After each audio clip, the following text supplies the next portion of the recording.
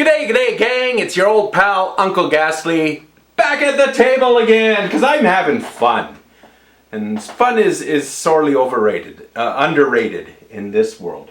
Anyways, what are we doing today? So, last time I tried to give a tutorial while on the gummies and it did not go good at all. But I collected data that I can use to try to figure out exactly what the gummies are doing when I take them, because it's a curious sensation for me. Anyways, we're going to go back to our Apophenia Machine story, and today, what do we got? We got the priest Madoob. The priest is the next character, right? Because I'm doing it. I've got a chapter when each new character comes into play, and so the last one it was the apprentice, and this one's the priest. And what have I noticed recording this session? Because I do this kind of jamming all the time, sober, stoned. I've done it all my life, right? Where you make a story in your head, and it seems very, very concise in your own brain when you're watching this movie and playing along to it. But to outsiders, it doesn't. And so if you remember, I wrote down point forms what I wanted to cover in that chapter, and ignored a lot of it. I found sections that crappity doodle. You know what? My batteries just died on my SQ1. I'm not surprised. This thing eats batteries like they're freaking Pez. It does not last a long time on the battery. So let's swap the batteries out. And this is it's good in that it's very portable and your battery cover won't come off. It's bad in that you have to unscrew all this stuff. It makes it a pain in the arse to do the batteries there now, eh? Okay, so I probably changed my sequence too. I made a little sequence on it that I was going to use. If I change it, well, then I'll just have to adapt. That's what improvisational music is adapting. God, come on, get out of there, you wee beastie. What do we got there? That one, that way. Come on, here we go. That old battery's out. Reach over here. Grab some new batteries. Let's get these energizers in there this time. If you have a musician that you love and you're looking for presents for them and you don't know what to get them, you cannot do worse. It's a good thing to get that you can pick up anywhere is rechargeable batteries. Because every musician at one time has wrecked a piece of gear with alkaline batteries. And it's not, usually it's an easy repair, it's just time consuming and you gotta clean all the crap off. But rechargeable batteries don't leak the way the other ones do. All right. So I've got my sequence set up.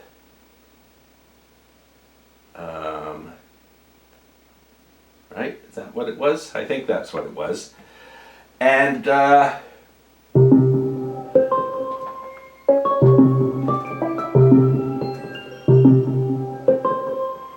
nope.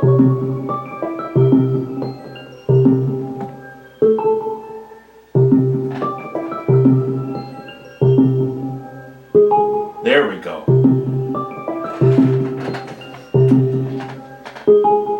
So what is the the sequencer running into? It's running into this little toy here. This is a Korg NewTek NTS1. It is a little tiny synthesizer, super easy to build, super cheap, comes in a kit form. Some people get scared off when it's like electronic music kit. Because they think, oh geez, I'm not a solderer, eh? I don't really goof around with electronics that much.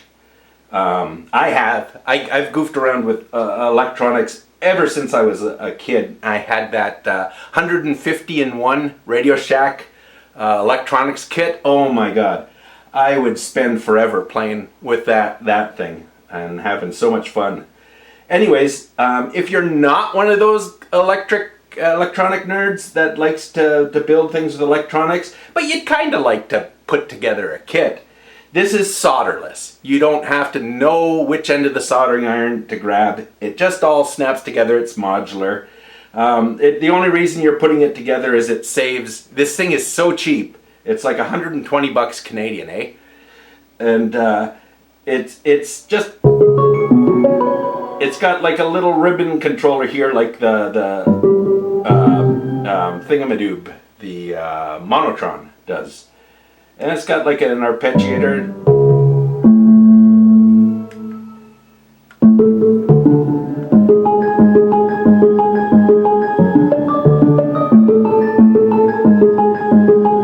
So it's pretty cool. I'm just using a quarter-inch stereo cable because since this is Korg, its TRS MIDI is compatible with this. This Arturia Microfreak is not compatible, so I can't just use a quarter inch. Last time I had to use this here. These are TRS to 5-DIN MIDI adapters, and then you just plug a regular old 5-DIN MIDI cable into them. Korg and Akai use what's called an A cable because they were the first to come up with a TRS to 5-DIN format. And so they get the number A added to theirs. Arturia did one later, and their format is called a B cable. So you have to do this to get these two machines to talk to each other, because otherwise they won't do the thingamadoob with each other. What the hell am I talking about? I forgot. Oh yeah, so this is the new thing I've added. Like I had said before, every year I like to with the money my folks give me, buy some music gear, a musical instrument or something that I've always wanted. This year, instead of buying one big thing, I've decided to spread it out and buy cheap little things that I need. So I've actually bought some stuff to redo my studio. This layout is getting kind of chaotic. What happens with me is I get a new piece of gear, and like many people with gear acquisition syndrome, I get a new piece of gear and I go, where the hell am I going to fit this into my rig? Because I like to have, when I'm sitting over there behind the 5-octave keyboard, not this desert island setup, I like to have everything, I can route everything to everything kind of thing, at my fingertips kind of thing.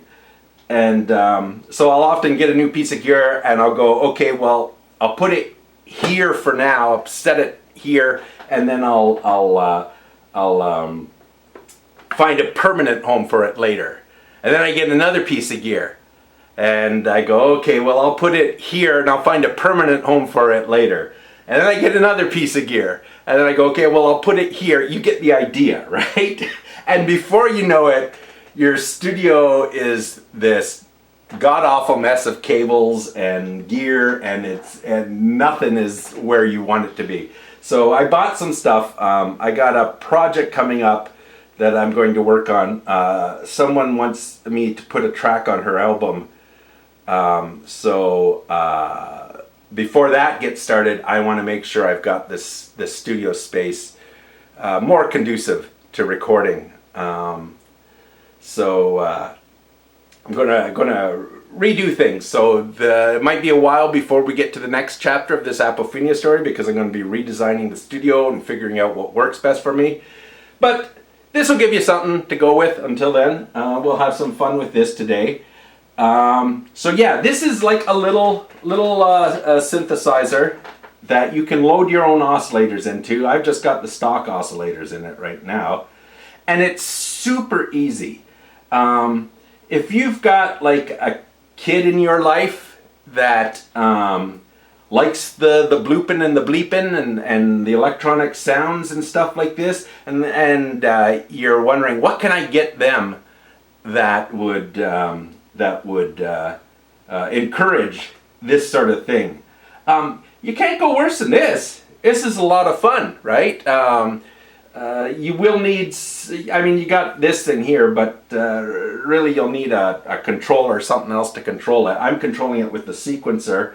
I could control it with another MIDI keyboard or something like that. But like a lot of the toy keyboards these days have MIDI on them anyways, right? So you can control this with MIDI and then get into more the sound sculpting, right, and stuff like this. And it's only like it was like 120 bucks Canadian, and it takes about, I don't know, 10 minutes to put it together. It's a super easy build, so that's a fun thing too you could do with them, right? You put this thing together, and what it's got is it's like a tiny version of this in a way, right? This has all sorts of synth engines, and then I made it with the multi-stomp here, the 70 CDR, to give me effects, because this doesn't have effects in it. Well, this thing here, it's got effects built into it, and a oscillator as well. So they'll be able to learn about effects and also synthesis at the same time playing with this. And believe it or not, a lot of guitarists are buying this little thing and using it as an effects pedal, because the effects are really surprisingly good on it. It's pretty fun. So yeah, this is going to be making an appearance in tonight's little improv jam. I just thought I'd take a second to show you my new toy that I got with my Christmas money. Anyways, yeah, I'm very blessed to have a loving family that indulges their weird, creative bohemian son. Anyways, what are we doing today? The priest, yes. So what was the priest? Oh, let me see if I can remember what the hell the priest cards were. I think it was a priest, and the object was food, and another object was magic armor, and there was a modifier on the armor, and I think the modifier was sacrifice or price or something like that. Something that implied there is a price to this, there is a cost that will come due for this magic armor. So once again, I've written the chapter out in very point form. It's like she goes here, does this, gets the thing, goes there, kind of thing, right? Not big detail. I'm going to flesh the story out more later. And what I found last time doing the music with it to point form is it did keep me on track, but I found that things that I thought were only going to take like 5 seconds of music time to do, I went on like for 5 minutes because you just get so caught up into the music. So actually using any of this recording as is to tell the story wouldn't be the best way for me to tell my final, because I've already got a final story from the Apophenia Machine that in my head. I haven't written it out, but I've got it in my head what it's doing. But that's okay, because what I find I do when I notice that, you know, it's like, wow, I thought that was, why did I go on for like 5 minutes in this passage of the song? It wasn't that big a thing. So I started being very mindful of what I'm doing during the rest of the week when I'm just jamming and stuff like this, and jamming to movies that I make in my head. And what I do is I'm editing the movie on the go too. It's not, as I said before, where it's like a perfectly filmed movie that plays in my head and I'm playing along with it. No, it's what I'm doing. I'm determining where the characters go, and then I'm like, no, wait, no, they don't do that. They do this instead, right? And I'm keeping the theme going, but I'm morphing it into something else in my head. So I'm writing the story in my head as I go along, and I'm going back and I'm changing it. So it makes it a little chaotic and hard to follow when you listen to the thing. But I was actually pretty surprised at how listenable as an improvisational jam the last chapter we did was. I'd always been very self-conscious of doing this kind of jamming because nobody else can see what I see when I'm doing it. But it was actually pretty surprisingly musical and listenable too. So I'm glad about that. I'm glad I decided to record this and do this, because I'm, just like I did with the tutorials, I am learning things by doing this. And you never stop learning. If you do, you might as well just die, because what's the point? If you're not learning something, why the hell are you here? Anyways, what the hell are we doing? Oh yeah, we're doing the priest chapter today. So it's more like I think about the characters. This type of jamming, I'm thinking about the characters. I'm thinking of what they're doing. I'm following the point forms I've written out, and I'm going, okay, so they go there and they do the thing. So is it like this? No, wait, no. Wouldn't it be better if they did it like that and like that? So I can't just take what I've recorded and have it sync up perfectly to the story. But what I find is the point form inspires me musically, and then what I do musically inspires me to do writing out the long form of it, right? And I decide what to keep and what to get away. And it's working pretty good. I'm having fun doing this because it's kind of, I've never really actually recorded the entire creative process that I go through, so I've never been able to really analyze how I create things. But one thing, in my book of ridiculously good ideas, during the week, like I work on this when I'm only recording the actual improv session with you guys to play. I'm not recording how I do all the little fiddly bit, because I just don't think you'd find that very fascinating. But because it would be tedious and very technical.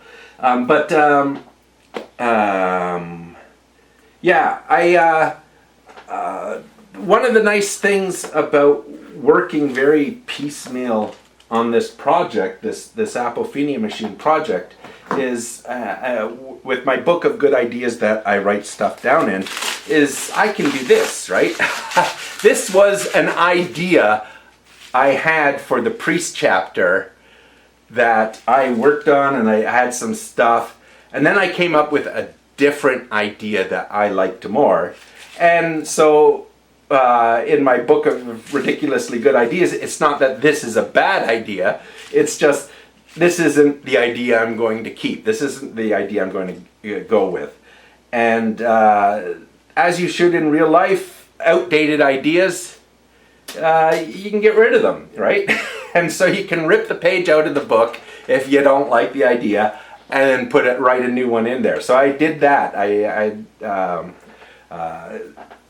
took out a few pages. Anyways, let's get to the jamming before I get too silly and don't know what I'm doing. Oh, the effects I'm using tonight. I thought maybe I'd tell you a bit about effects, since this machine has effects on it, and this machine has, this is an effects machine. What are, for my non-musician friends, what are effects? And I like to think of effects as, the simplest term is it's just something that modulates the sound. Changes the sound in some way, but in a more artistic sense, I think of effects as the location, the space that something is taking place in, and the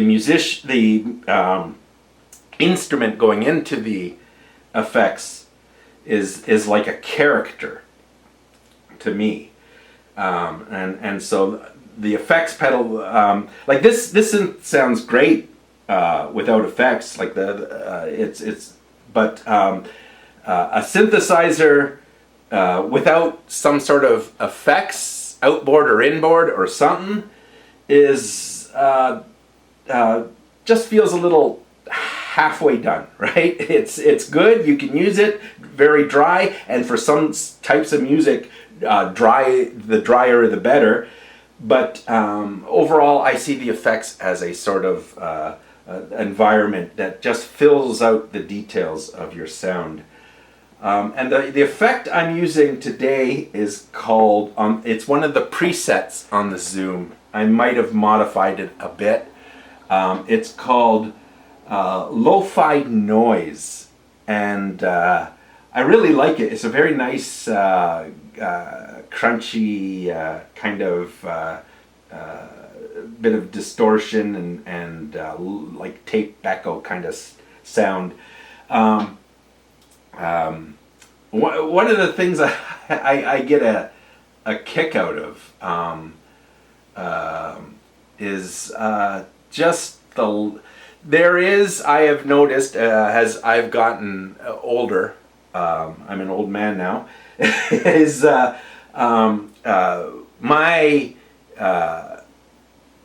80s was where I really got my start in music, right?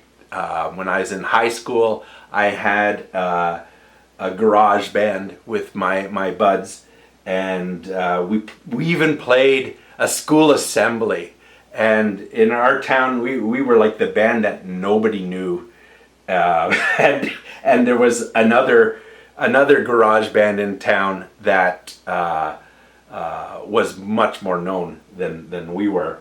All the cool kids liked that band, and nobody had ever heard of our band. But after we played this assembly, all these people in our school came up to us and like, "Wow, I didn't know you had a band like that. That was really cool. I loved your bit." And there's a whole story behind the assembly, which I could get into, but I won't. Those are my friends on my Facebook who are watching this video and went to high school with me. You know probably the assembly story anyways, so if people want to know it, I'll tell it later. But what are we doing here? I've lost track.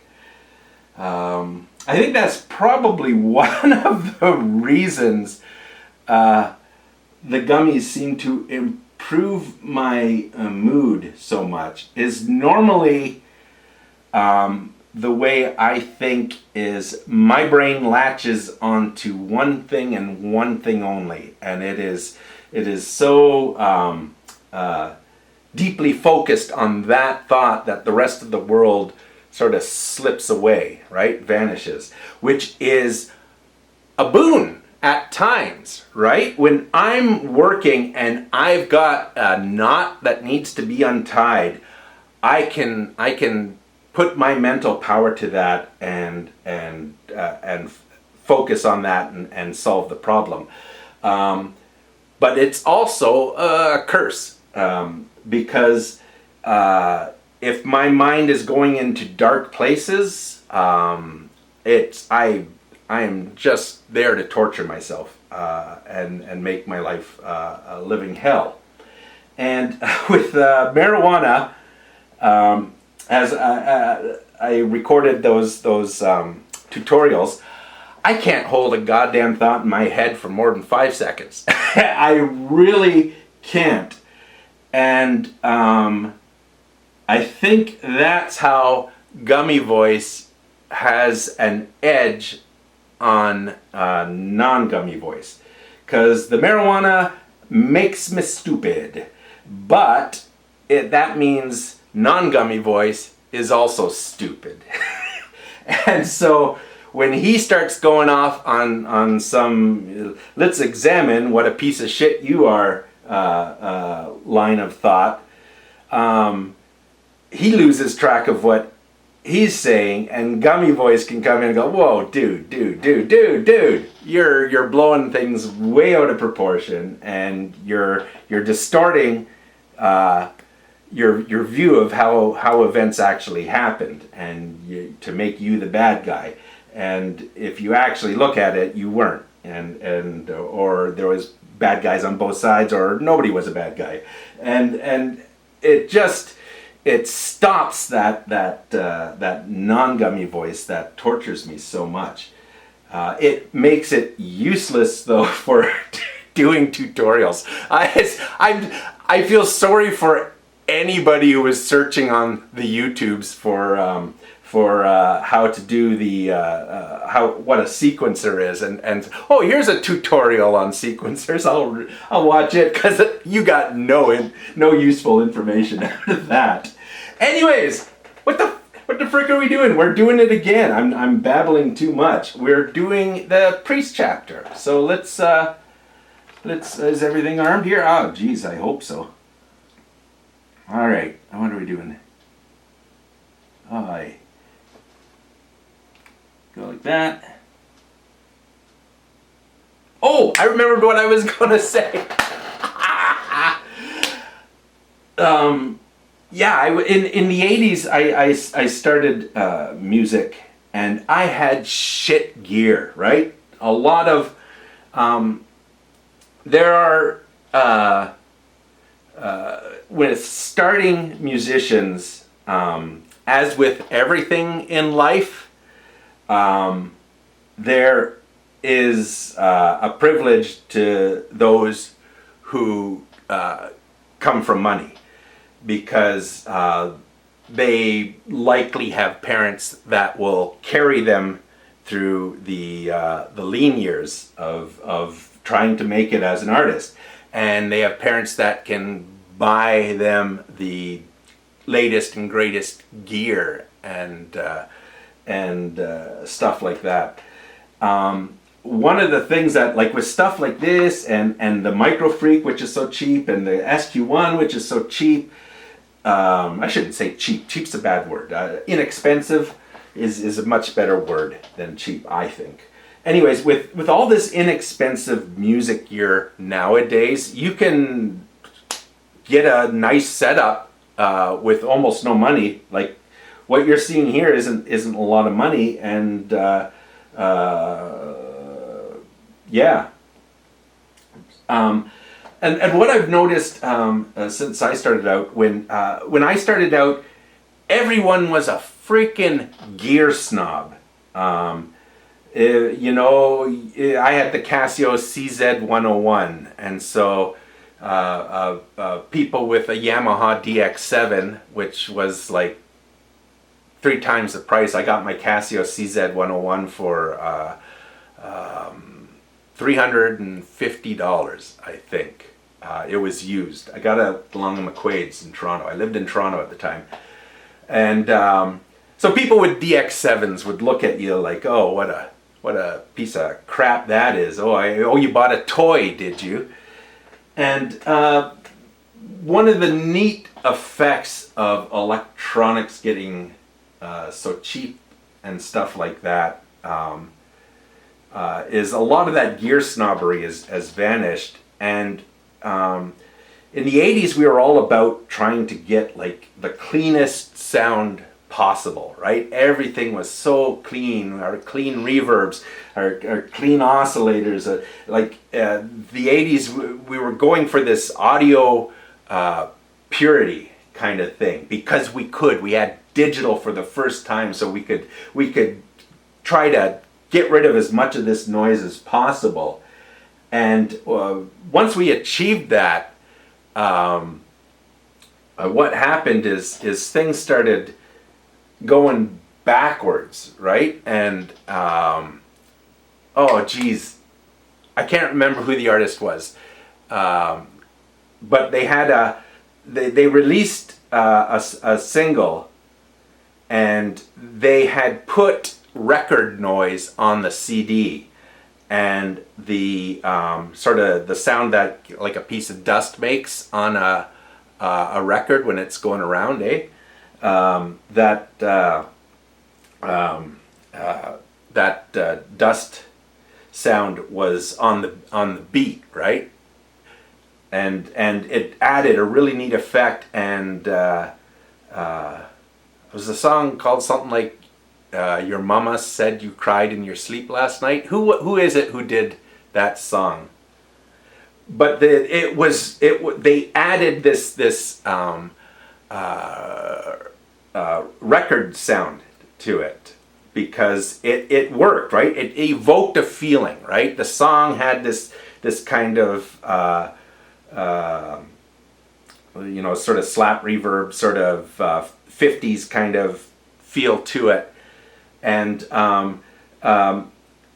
this record noise created feelings, listening to it, of listening to your record player when you were a teenager, lying in your bed and listening to it and hearing all these pops and clicks and wishing they weren't there because it's interfering with the listening experience, right? And so people would spend all this time and money trying to get the cleanest sound out of vinyl. And so this artist who wrote this song, he put that noise back in. And it's almost forgotten now, I think. That was a big deal at the time because people were calling up their radio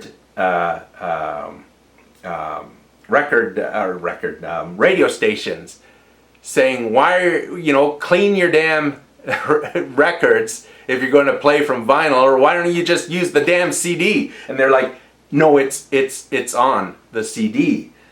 And I remember on Q107, which I used to listen to. I used to be a systems engineer, believe it or not. And when I was in my lab working away, I would listen to the radio, and on Q107, that song would play.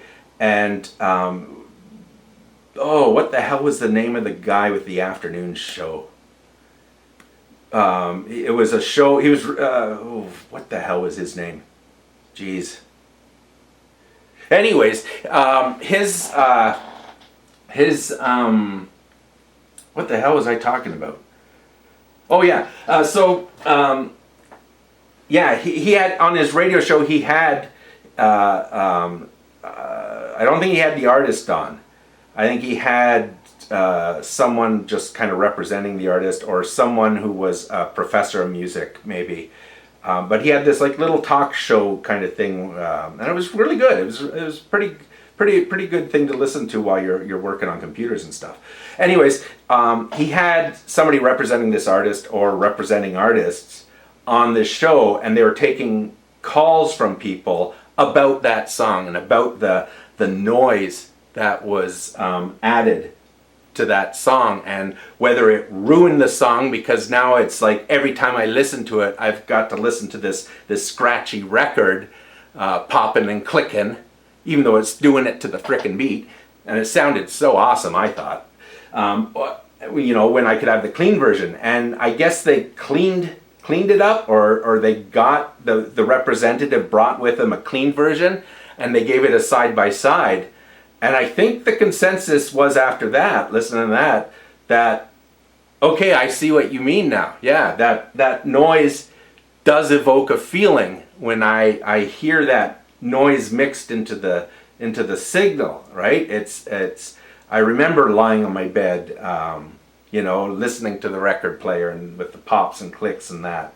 And so yeah, I get it now, right? So I think when they did that, when they showed it side by side, and that kind of changed everything again. People stopped being so concerned about having the cleanest, purest audio possible, because we could do that digitally. And so people started looking at ways to add noise back to the sound, to evoke emotions, right? Evoke the way your amplifier hums when you're not playing, and how the echo from a delay sort of fades into that misty noise that's part of the machinery making this music. It all sort of dissolves into this hissy mist, right? And that's a very powerful feeling. You can use it to express mystery, or you can use it to express sadness, especially sadness. I find audio noise and hiss has a very sort of melancholy feel for me, because I can remember so many times in my life where music has been what's brought me out of my funk, or at least made my funk tolerable, right? Being depressed because I couldn't understand what's going on in my head, and because I wasn't rich, I was by any means, people come in here and they see all this stuff and they go, oh my gosh, you must be loaded.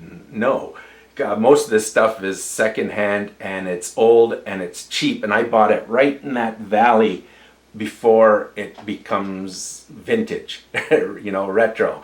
So if you want to get a lot of stuff, and you can't afford to get it when it's new, there'll be a little valley where it just kind of becomes old, right? And you can get it cheaper, and then somebody will rediscover it again, do something, and then the price will go up.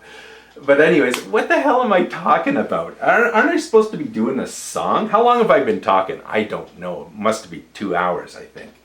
Anyways, the story, yeah. So people are adding now, and especially now, because the purity of a sound no longer is impressive, because it's so easy to achieve, especially when you're working on a DAW with virtual synths and stuff like that. And in the digital format, none of that purity really doesn't matter much anymore, I find. And what does matter is sometimes adding impurities to evoke a feeling, even though it makes the sound maybe less enjoyable as a sound. But when it works with the noise, it suddenly creates a stronger feeling than it did without it. That's basically what effects are. So I'm running this through the whatchamadoodle, the lo-fi noise, it's called, because it adds this warm feeling that I like. That's also kind of melancholy, and for what I've got going on in this chapter, that'll really help in places. So I know, I swear I'm going to put a little link so you can just skip right to the song, because I know nobody likes this babble, but trust me, I'm collecting data is what I'm doing with these babbles, because I'm just very curious to know exactly how marijuana is affecting me. And also to show, you know, this is the worst it does to me. It makes me, for a couple hours, it makes me very babbly and incoherent. By the time I get to this song, the Gummy is probably going to be worn off. I must be here 3 hours. Jeez. What are we doing? All right. Okay, here we go. Going to the song.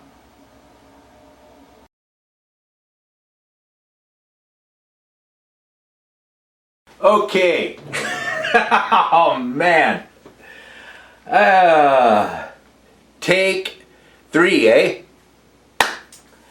The battery in the Zoom died partway through that recording, and I really want this to be all one take. So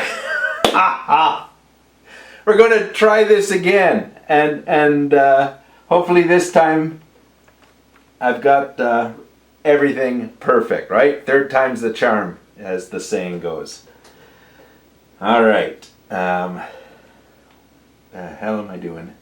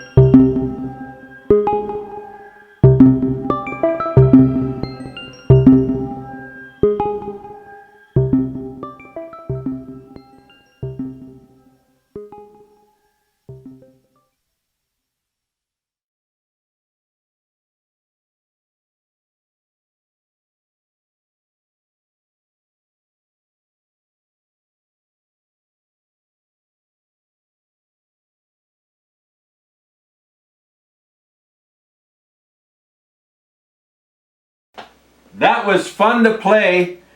I don't know where I was going on script though. I was just going on a journey, man. And I think I got some of it there. Wow, that was a fun one. Yeah. Oh, so what was I was using on this? The when I make a sound on this, this is a tip I would give to other micro freak owners. Is the factory order of the sounds is garbage, in my opinion. It makes finding the sound you want difficult when you can only go left and right, to get it. So use the librarian software for this and put them in groups based on the type of sound. So what I've got, all the templates that they give you. I have the raw initialized sound as number 1, and that's just the sound that they. Oh yeah, I turned the mixer down, eh? That's just the sound that it makes if you initially a blank preset, right? And then I have the templates, all those templates that they give you in the next block, and that's where I do all my creating of sounds on this. Is in the from the initialized sound to the template zone, I'll create a soundscape, and then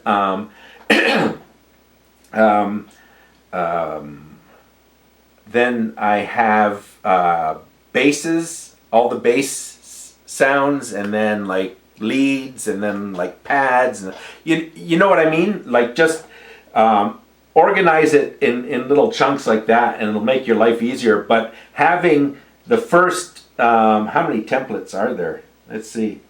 Including the initialized sound, there are 33 templates, right? So you go into the templates and you just start messing with stuff there. And what was the template I was using tonight? Just in case you want to try creating the same sounds I just did. Oh wait, where am I going there? It was the where is it? There it is. The car plus strings, which is a stringed instrument sound that can be plucked or bowed or both. And so that's where I started tonight's little improv thing, jam, was at that preset. And then I changed things here around. One of the things I did was use the aftertouch, the pressure, to trigger the pitch, so that I could bend one string and have the other doing, and then bring the strings up a bit, and it made it very microtonal, which works with the story that I've got going on. And anyways, yeah, so that's where I started. I added pressure to the pitch, and I also added pressure to the timbre as well. And then I, throughout the song, I think I played with the frequency, the filter, and the ADSR to give it a more bowed sound. Just adjust the ADSR to get that right, and then when I wanted it back to plucked again, I could do that on the fly. That's why I love this synth. Oh my god! Like, this is literally this setup here. I hope my at least one of my kids pays attention to this, because when it comes time to put your dear old dad in the home, this goes with me. Just what's on this table goes with me, and the rest of my stuff you guys can fight over. But this is coming with me to the old age home, because I'm going to be the old guy who's doing gummies and playing synthesizers until I die. I think. I hope. Anyways, what the hell were we talking about? That's it, right? We did it. We did. Yeah, I was doing with the Carl plus strings, right?